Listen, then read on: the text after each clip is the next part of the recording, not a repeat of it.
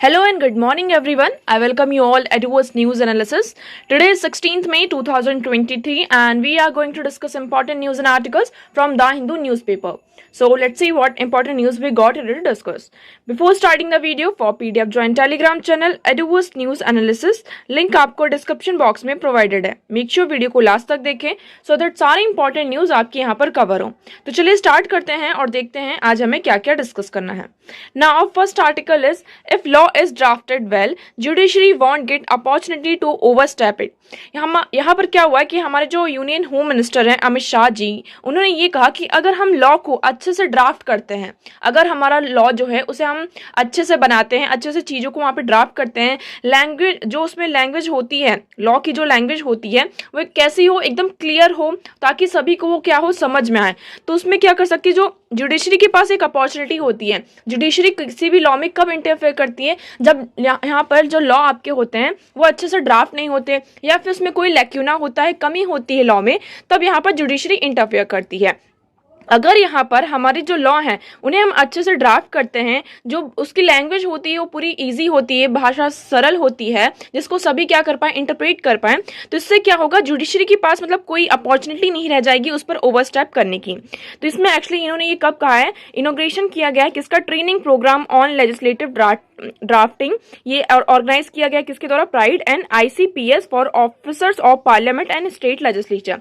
जो पार्लियामेंट और state legislatures हैं उनके जो ऑफिसर्स हैं तो उन्हें क्या किया जा रहा है, एक ट्रेनिंग प्रोग्राम उनके लिए ऑर्गेनाइज किया गया है. किसके लिए, ताकि ये जो हम यहाँ पे लॉ ड्राफ्ट करते हैं उन्हें अच्छे से ड्राफ्ट किया जाए और उसको जो लॉ है उसमें हम इतना ज़्यादा मतलब की चीज़ों जो है बहुत ही ज़्यादा सिंपल.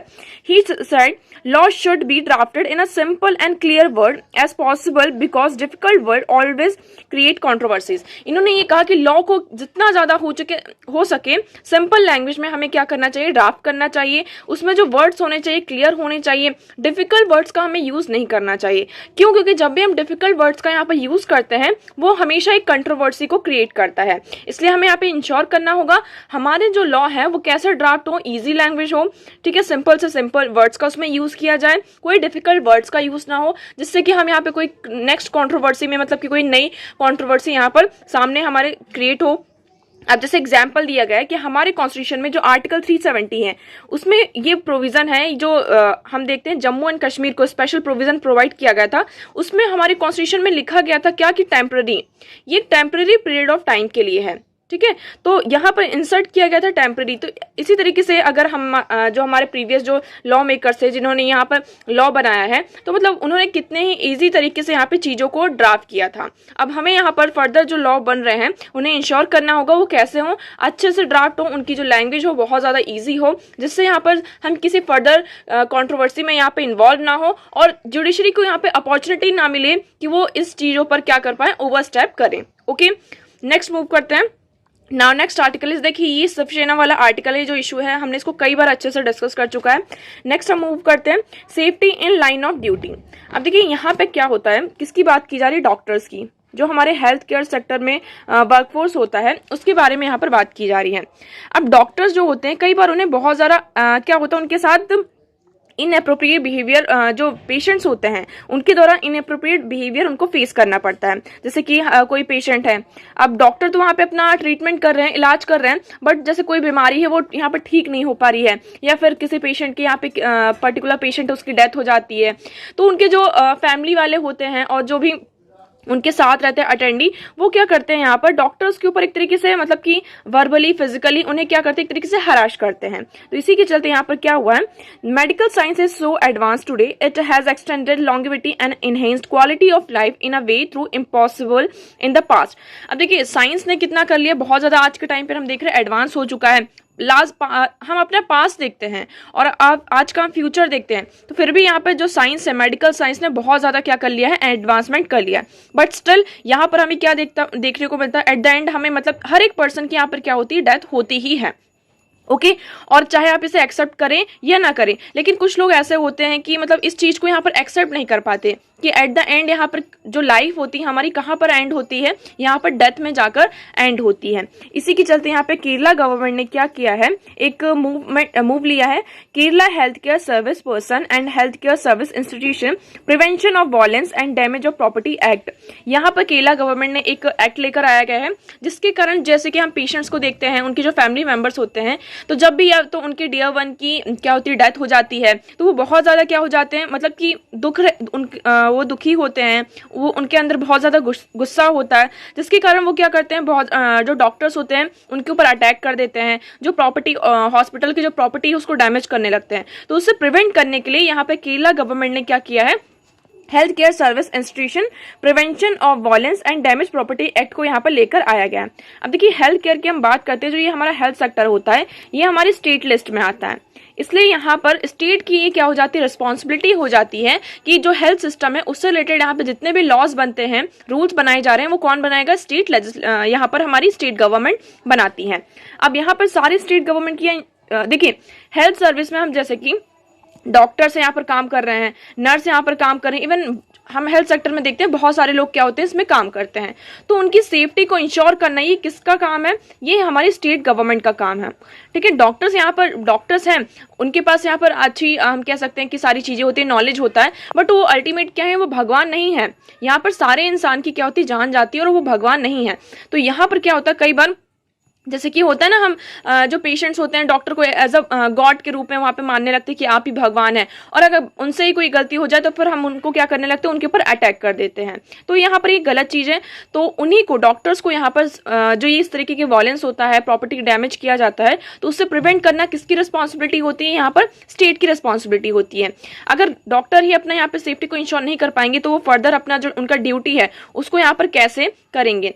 ठीक है, तो यहाँ पर ये डॉक्टर को प्रिवेंट करने की जो ड्यूटी है वो किसकी हुई, यहाँ पर स्टेट गवर्नमेंट की हुई। इसलिए यहाँ पे केरला गवर्नमेंट ने एक मूवमेंट लिया है, एक मूव लिया है हेल्थ केयर सर्विस में, जिससे वो क्या करेंगे, जो हेल्थ केयर सर्विस इंस्टीट्यूशंस है वहां पर जो वायलेंस है उससे प्रिवेंट किया जाएगा, प्रॉपर्टी का जो डैमेज किया जा रहा है उससे यहाँ पर उन्हें प्रिवेंट किया जाएगा। ओके, अब जैसे कई बार होता है हमें आयरिड पेशेंट्स होते हैं, यहाँ पर हमें क्या देखने को मिलता है, इनवेरिएट पेशेंट्स होते हैं, जैसे कि जो ड्रंक पेशेंट्स होते हैं, तो वो क्या करते हैं, जो मेडिकल यहाँ पर हम यहाँ इवन जो पेशेंट्स आते हैं मेडिकल रूटीन चेकअप के लिए, तो वो भी क्या करते हैं, यहाँ पर कई बार अटैक करते हैं। अब यहाँ पे एक्चुअली ये सारी चीजें हुई क्यों, केरला में एक इंसिडेंट हुआ, क्या इंसिडेंट हुआ कि एक यंग हाउस सर्जन की यहाँ पे डेथ हो गई है। क्यों, किसके हाथ से, एक यहाँ पे ड्रंक पेशेंट था, वो यहाँ पर अपने जो रूटीन चेकअप होता है, रूटीन मेडिकल एग्जामिनेशन होता है, उसके लिए यहाँ पर आया और वो ड्रंक कंडीशन में था, और इसी कंडीशन में यहाँ पर क्या हुआ, उसने जो यंग हाउस सर्जन थे उसके यहाँ पर मतलब उसके ऊपर अटैक किया, जिसके कारण वहां पर डेथ हो गई। ठीक है, तो मतलब एक तरीके से यहाँ पर जितने भी हेल्थ केयर वर्कर्स हैं, हम यहाँ पर देखते हैं जो ये पूरा कम्युनिटी है, उनके अंदर एक डर सा बैठ गया है कि मतलब हम तो यहाँ पर क्या कर रहे हैं, एक तरीके से उनका उनका ट्रीटमेंट कर रहे हैं, उन्हें उनका इलाज कर रहे हैं, सारी चीजें प्रोवाइड कर रहे हैं उन्हें, बट हमारी सेफ्टी का क्या, मतलब हमारी जो सेफ्टी है उसको कौन इंश्योर करेगा। ओके, तो इसी के चलते हमने यहाँ पर देखा कि जो केरला गवर्नमेंट है यहाँ पर इस एक्ट को लेकर आती है, जिससे हम क्या कर सके, जो डॉक्टर्स है उसकी यहाँ पे उनकी सेफ्टी को इंश्योर कर सके। इसमें यहाँ पर टर्म्स क्या क्या दिए गए हैं कि उन्होंने जो जेल टर्म है उसको यहाँ पे अप टू 3 years कर दिया है, और जो पेनाल्टी है उसको भी यहाँ पे इंक्रीज कर दिया, 50,000 रुपीज कर दिया है। ओके, नेक्स्ट मूव करते हैं। Next article is a court recall that impacts the right of the accused. अब देखिए यहाँ पर बात की जा रही डिफॉल्ट बेल की। डिफॉल्ट बेल क्या होता है, हमने इसको कई बार डिस्कस किया, अगर आपको याद होगा, सीआरपीसी का जो हमारा सेक्शन 167 क्लॉज 2 है, वो यहाँ पर क्या देखता है, राइट देता है किसी भी पर्सन को डिफॉल्ट बेल की। अब डिफॉल्ट बेल है क्या, पहले हम इसके बारे में देखते हैं। डिफॉल्ट बेल को हम स्टैट्यूटरी बेल भी कहते हैं। ठीक है, डिफॉल्ट बेल को हम क्या कहते हैं, स्टैट्यूटरी बेल भी कहा जाता है। अब एक्चुअली होता क्या है, पुलिस ने क्या किया, यहाँ पे किसी भी पर्टिकुलर पर्सन ए पर्सन को यहाँ पे अरेस्ट किया। अब इसके पीछे यहाँ पे केस चल रही है। अब पुलिस को क्या करना होता है, इसकी एक चार्जशीट फाइल करनी होती है। यहाँ पर क्या होता है, पुलिस को यहाँ पर चार्जशीट फाइल करनी होती है, और ये जो पर्सन को अरेस्ट किया है उसको यहाँ पर कहाँ लेकर जाना होता है, कोर्ट के सामने भी इसको प्रेजेंट करना होता है। अब उसको यहाँ पर जिंदगी भर जेल में तो रखेंगे नहीं, उसको कोर्ट के सामने लेकर जाएंगे, उसका पूरा जो केस होगा वो चलेगा आगे। तो यहाँ पर क्या होती है, पुलिस यहाँ पर चार्जशीट फाइल करती है। यहाँ पर चार्जशीट फाइल करना इन द सेंस आप कह सकते हैं पूरी इन्वेस्टिगेशन की जाती है पर्टिकुलर केस की, मतलब जिसके तहत उन्हें क्या किया गया है, अरेस्ट किया गया है, तो उसकी पूरी जो होती है केस की इन्वेस्टिगेशन होती है, फिर चार्जशीट फाइल होती है, और वो जो पर्टिकुलर चार्जशीट होती है वो कोर्ट में प्रेजेंट की जाती है। ओके, इसमें यहाँ पे टाइम पीरियड दिया गया कितना, 60 to 90 डेज, मतलब कि 60 डेज आपका होता है, उससे 90 डेज तक ये इसको एक्सटेंड कर सकते हैं। मतलब हम जो क्राइम है उसकी सीरियसनेस को देखते हुए जो टाइम है वो हम उसको 90 डेज तक एक्सटेंड कर सकते हैं। ओके, ये हो गया हमारा। तो अब इसके बाद क्या हुआ, जैसे कि फॉर एग्जांपल पुलिस यहाँ पर इन्वेस्टिगेशन यहाँ पर पूरी कंप्लीट नहीं कर पाई और जो चार्जशीट है आपकी वो पूरी यहाँ पर कंप्लीट नहीं होती है विद इन द 60 और 90 डेज। ये जो टाइम पीरियड दिया गया है, इस टाइम पीरियड में आपकी क्या होती है, चार्जशीट फाइल नहीं होती, मतलब कि चार्जशीट जो है हमारी यहाँ पर इनकम्प्लीट होती है, इन्वेस्टिगेशन इनकम्प्लीट होती है। तो उस केस में यहाँ पर डिफॉल्ट किसका हुआ, पुलिस का हुआ। मतलब कि उन्होंने क्या किया, मतलब उनकी जो इन्वेस्टिगेशन थी उनको उसको कंप्लीट नहीं किया और यहाँ पर डिफॉल्ट किसका हुआ, पुलिस का हुआ। तो इस केस में यहाँ पे पर्सन के पास क्या है, राइट है कि वो क्या कर सकता है, डिफॉल्ट बेल की यहाँ पे डिमांड कर सकता है। डिफॉल्ट बेल के लिए कोर्ट के सामने यहाँ पर मतलब कि डिमांड कर सकता है और पर्सन को यहाँ पे डिफॉल्ट बेल मिल सकती है। ठीक है, तो मतलब कि पुलिस के डिफॉल्ट के कारण, पुलिस की जो इन्वेस्टिगेशन रिपोर्ट थी उसमें डिफॉल्ट होने के कारण यहाँ पर क्या होता है, पर्सन को डिफॉल्ट बेल का राइट मिलता है। ओके, और ये कहाँ हमारा मेंशन है, हम देखेंगे जो हमारा सीआरपीसी का सेक्शन 167 क्लॉज 2 है, वहां पर इस चीज को मेंशन किया गया है, डिफॉल्ट बेल को और स्टैट्यूटरी बेल को। अब ये पूरा आर्टिकल क्यों लिखा गया है, यहाँ पे देखिए वेरियस केसेस भी आए हैं, हमारे जो वेरियस केसेस है सुप्रीम कोर्ट के, उसमें यहाँ पर कहा गया कि पर्सन के पास क्या है, यहाँ पे डिफॉल्ट बेल का राइट है। क्यों, क्योंकि ये डायरेक्टली किससे होता है, हमारा लिंक है आर्टिकल 21 से, जिसमें यहाँ पर right to life and personal liberty को गारंटी किया गया है। तो यहाँ पर क्या इंश्योर करना होगा, जो इन्वेस्टिगेटिंग अथॉरिटीज हैं उन्हें अटेम्प्ट करना होगा, मतलब कि जल्द से जल्द वो क्या करें, जो प्रोसीजर है उसको कंप्लीट करें, जिसके कारण जो पर्सन की जो पर्सनल लिबर्टी है वो यहाँ पर वॉलेट ना हो। हम यहाँ पर देखते हैं अचपाल वर्सेस स्टेट ऑफ राजस्थान 2018 का यहाँ पर रिपोर्ट है, उसमें भी यहाँ पर क्या कहा गया कि डिफॉल्ट बेल का यहाँ पर राइट है। इवन ये कहा गया काशी वर्सेस स्टेट 2020 का ये केस है कि कोविड-19 के टाइम का ये पूरा केस है। उस टाइम पे भी सुप्रीम कोर्ट ने ये कहा कि आप ये जो कोविड-19 है उसको यहाँ पर अपना एक्सक्यूज लेकर नहीं बैठ सकते हैं कि पेंडेमिक चल रहा है, इसके कारण हमारी जो इन्वेस्टिगेशन है वो यहाँ पर कंप्लीट नहीं हो पा रही है ना। कोविड-19 का जो पेंडेमिक है, उन्होंने ये कहा कि कोविड-19 जो पेंडेमिक है ये आपका एक्सक्यूज नहीं होना चाहिए इन्वेस्टिगेशन रिपोर्ट को कंप्लीट करने के लिए, जो चार्जशीट है आपकी कंप्लीट करने के लिए। यहाँ पर उस केस में भी क्या कर सकता है पर्सन, चार्जशीट मतलब कि डिफॉल्ट बेल के लिए यहाँ पर डिमांड कर सकता है। अब यहाँ पे 1 मई को हमने देखा था एक नया रूल आता है, सुप्रीम कोर्ट यहाँ पर क्या एक वर्डिक्ट देती है, जिसमें हम यहाँ पर क्या देखते हैं कि सुप्रीम कोर्ट ने ये कहा, कौन सा, रितु झाबरिया का केस आता है, ठीक है। और इस में यहाँ पर जो हमारे क्या कहते हैं सुप्रीम कोर्ट है, सुप्रीम कोर्ट ये कहती है कि देखिए पर्सन के पास यहाँ पर क्या होता है, अगर पुलिस यहाँ पर जो विद इन टाइम उन्हें दिया गया 60 to 90 डेज के अंदर यहाँ पर चार्जशीट फाइल नहीं, मतलब कि कंप्लीट नहीं करती है, तो उस केस में क्या होगा, पर्सन के पास डिफॉल्ट बेल का राइट होता है। पहली चीज ये।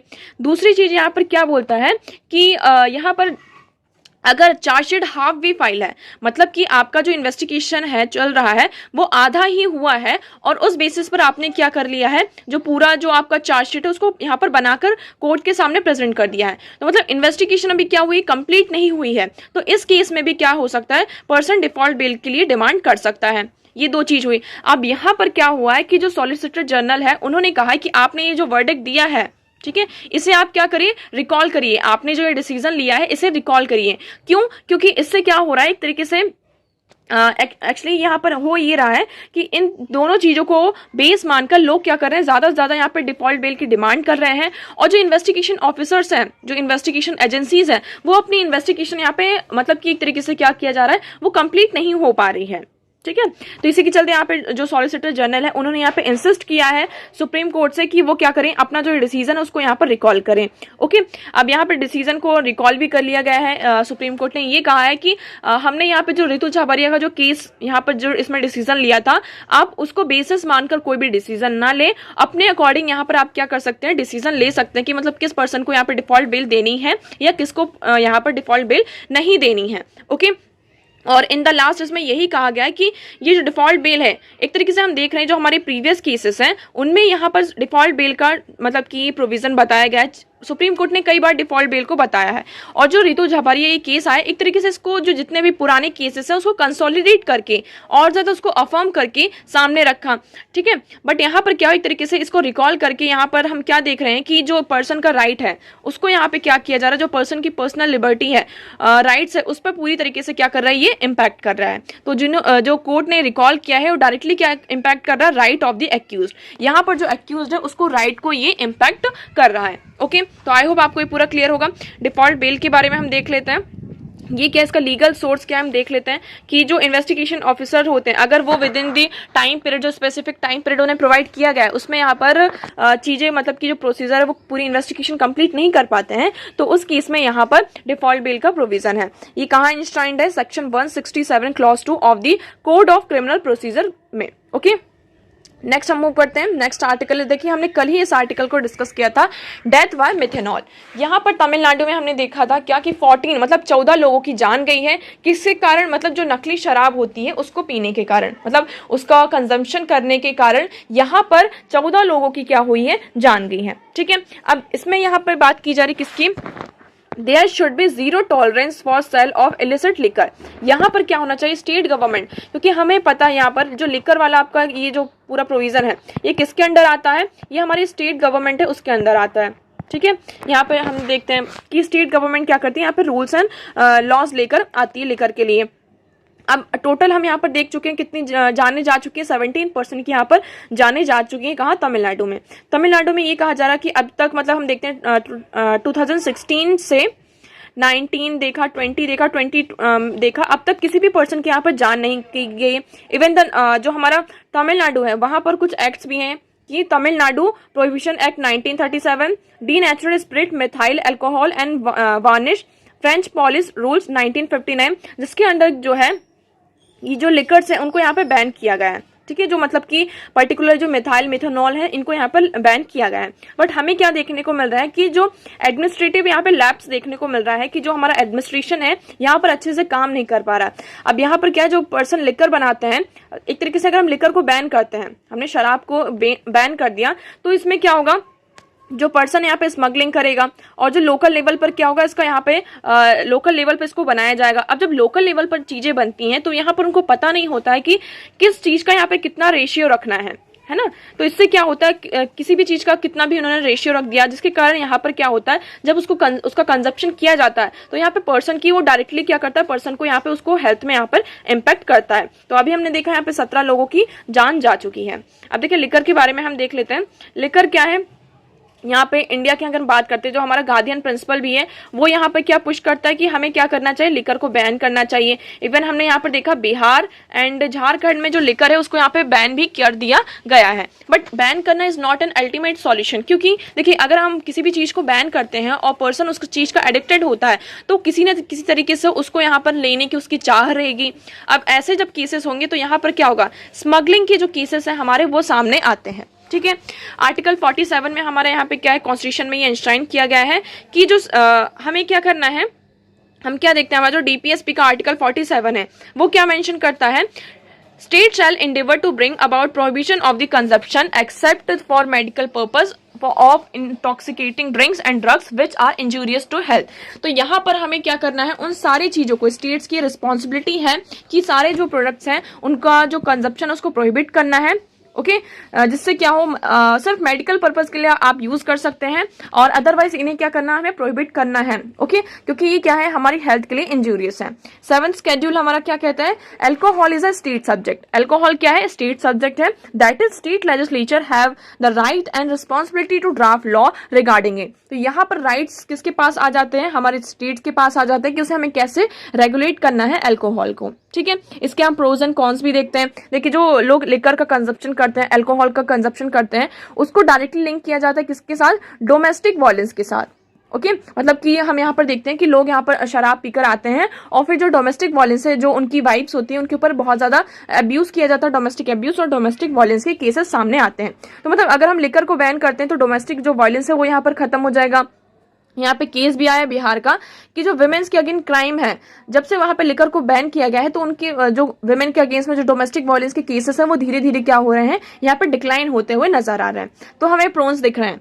कॉन्स की बात करें, नुकसान क्या क्या है इससे, यहाँ पर क्या हो सकता है, छोटे छोटे लोकल लेवल पर जो क्राइम ग्रुप्स हैं वो ऑर्गेनाइज हो सकते हैं और ज्यादा स्ट्रेंथन हो सकते हैं। यहाँ पे जो स्मगलिंग है वो और ज्यादा यहाँ पर क्या होगी, बढ़ सकती है। और देखिए हम यहाँ पर क्या देखते हैं, जो स्टेट का बहुत बड़ा रेवेन्यू जो होता है जनरेट होता है, कहाँ से होता है, इस लिकर एंड अल्कोहल से ही होता है। ठीक है, तो उस पर भी इम्पैक्ट पड़ेगा। हम यहाँ पर जो बर्डन है जुडिशरी में, अब देखिए इसके केसेस आएंगे, स्मगलिंग के केसेस आएंगे, बहुत सारे केसेस आएंगे, तो वो कहाँ जाएंगे, अल्टीमेट वो एट द एंड वो जुडिशरी के पास जाएंगे। तो जुडिशरी के ऊपर भी क्या होगा, एक तरीके से बर्डन यहाँ पर होगा। ओके, नेक्स्ट मूव करते हैं। Now next article is evaluating DNA report as evidence। अब देखिए कोई भी यहाँ पे जब क्राइम होता है तो उसमें जो डीएनए होता है, डीएनए यहाँ पर टेस्ट होता है, वो बहुत ही इंपॉर्टेंट रोल प्ले करता है एज अ एविडेंस। अब यहाँ पर एक केस हुआ है जिसमें यहाँ पे ये रेप का पूरा केस है। अब उस केस में बात की जा रही है कि जो डीएनए सैंपल्स है उसकी जो मतलब एक तरीके से कलेक्शन है वो अच्छे तरीके से होना चाहिए, क्योंकि जो उसका कलेक्शन हम अच्छे तरीके से नहीं करते हैं तो वो क्या करता है, एक तरीके से जो हमें एक अल्टीमेट यहाँ पर हम देखते हैं एविडेंस प्रोवाइड करता है, वो यहाँ पर नहीं हो पाती है। ठीक है, तो यहाँ पर जो सैंपलिंग की जाती है बहुत ही ज्यादा केयरफुल तरीके से होनी चाहिए। देखिए, crime needs to ensure that the biological sample is dried under the room temperature and sealed in a paper, not a plastic भी।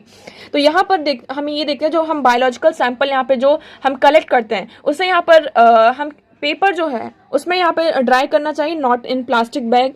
यहाँ पर हमें जो कंटेमिनेशन है उससे फ्री रखना चाहिए। डीएनए में exist and talking, sneezing and touching area, जैसे कि जो भी टचिंग एरिया जिसके साथ, फॉर एग्जांपल यहाँ पे ए पर्सन है, इसके साथ यहाँ पे क्या हुआ, रेप हुआ है, तो उस पर्सन को मतलब कि उसको यहाँ पर कहाँ कहाँ टच किया गया है, कैसी सारी चीजें हैं, उससे बात करके वहां पर जो सैंपल है, डीएनए का सैंपल है, बहुत ही मतलब कि आपको अच्छे तरीके से क्या करना होगा, इंश्योर करना होगा उसको कलेक्शन के लिए।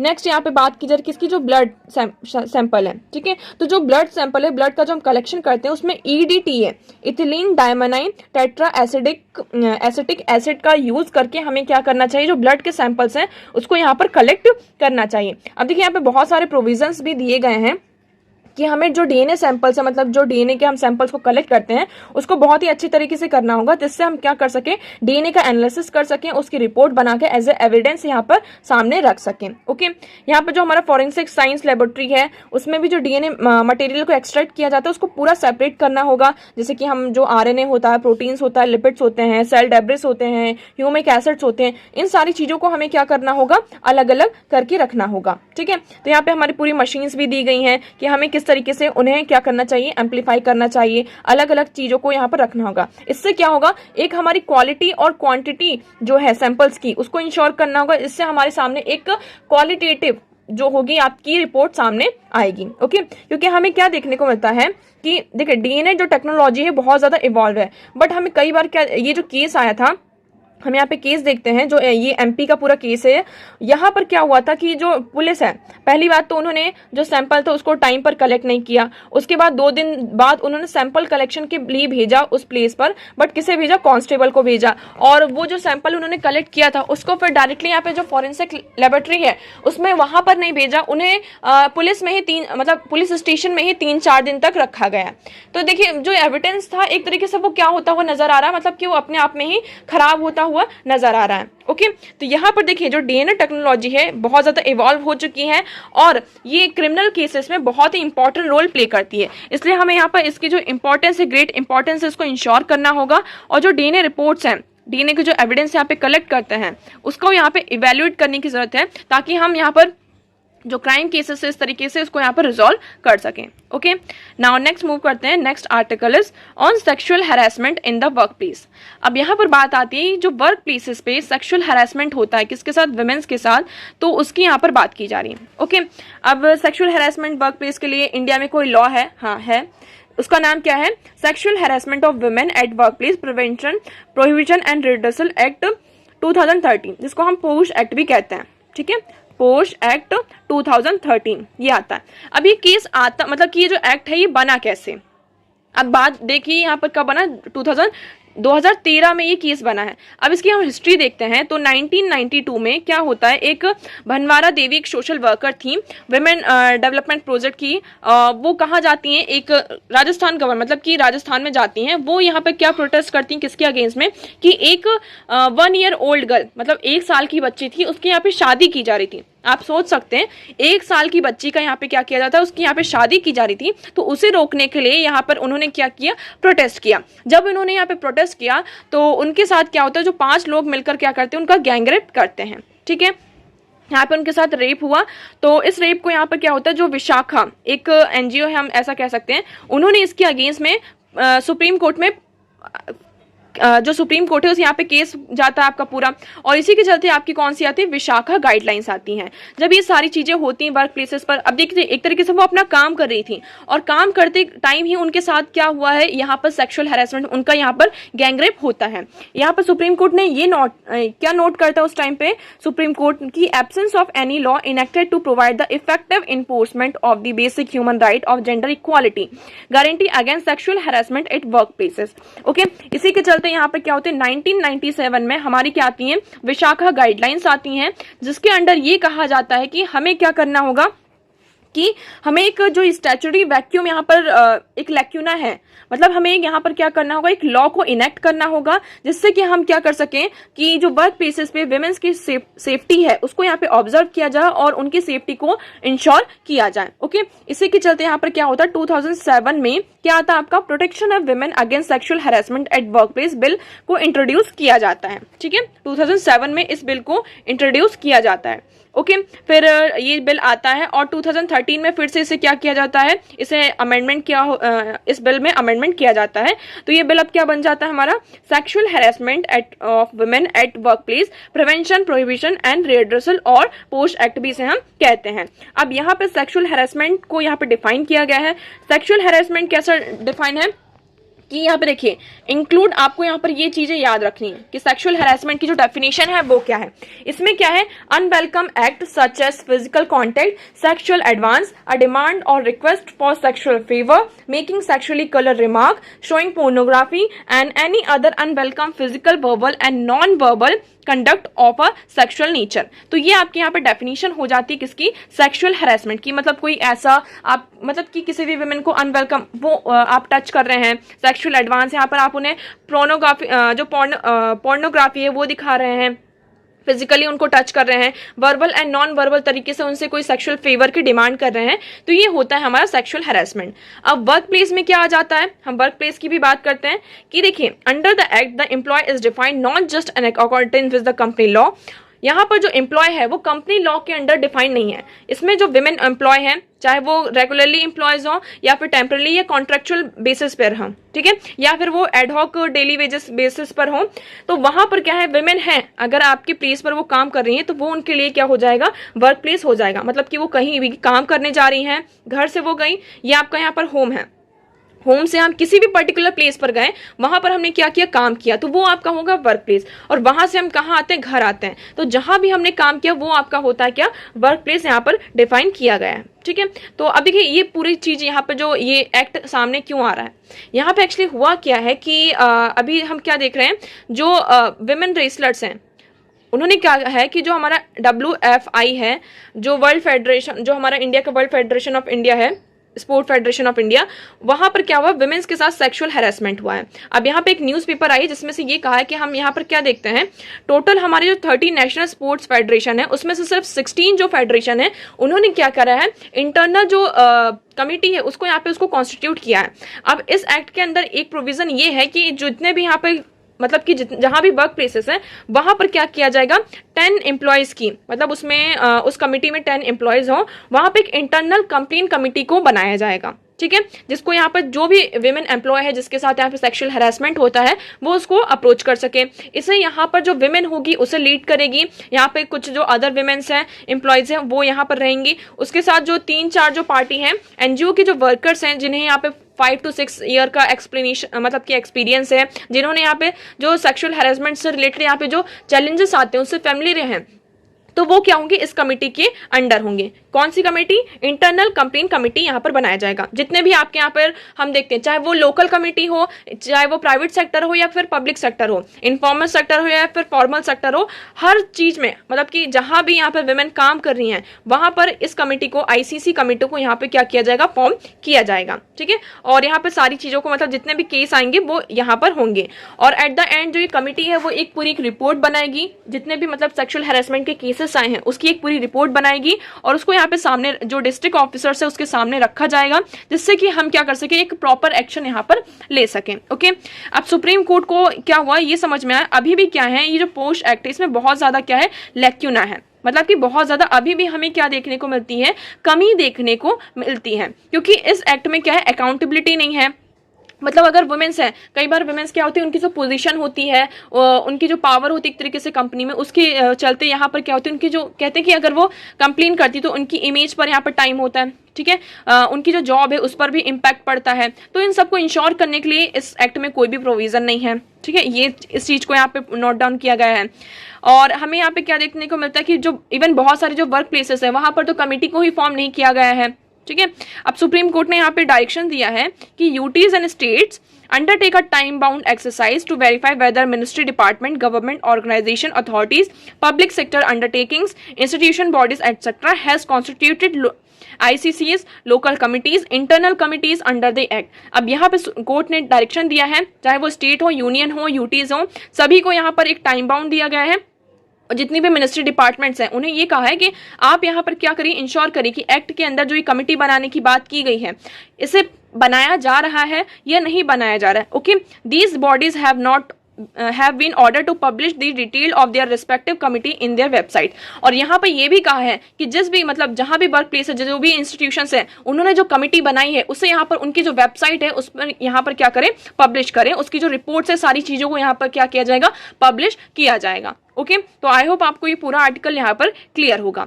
So that's for all today. आज इतनी ही इंपॉर्टेंट चीजें थी, हमने सारी चीजों को यहाँ पर डिस्कस कर लिया है। If you have any doubt you can ask in comment section. Video कैसा लगा कमेंट सेक्शन में जरूर बताइएगा। वीडियो को लाइक करना एंड चैनल को सब्सक्राइब करना ना भूलें। सो आज के लिए इतना ही। Thank you so much for discussion.